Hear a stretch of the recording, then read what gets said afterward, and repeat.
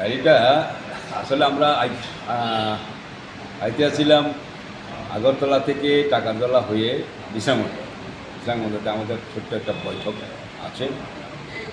কিন্তু ওইখানে কী জানি পাড়াটার নাম জগাই বাড়ি।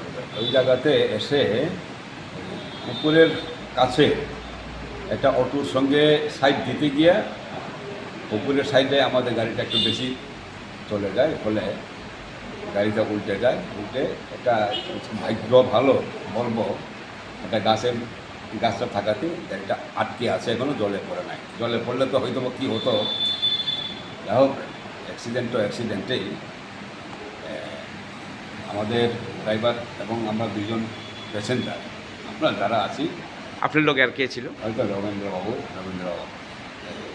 বর্মা, প্রাক্তন যে এখানকার এমডিসি। তো সেরকম কিছু হয় নাই। রবীন্দ্রবাবুর মোবাইলটা জলে পড়ে গেছে, এটা পরে দেখা যায়। হ্যাঁ, কী করা যায়। আপনাদের কিছু হয়নি তেমনি? না, এখন গাড়িটাকে কীভাবে রেস্কিউ করা যায় সেই চেষ্টা চলছে।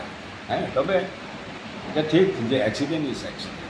গাড়ির রাস্তার কন্ডিশন ভালো না, কিন্তু তাই বলে রাস্তার কন্ডিশনের জন্যই অ্যাক্সিডেন্ট, এটা আমি বলতে চাইছি না। ভালো রাস্তায় তো অ্যাক্সিডেন্ট হয় না। Thank you. ওকে।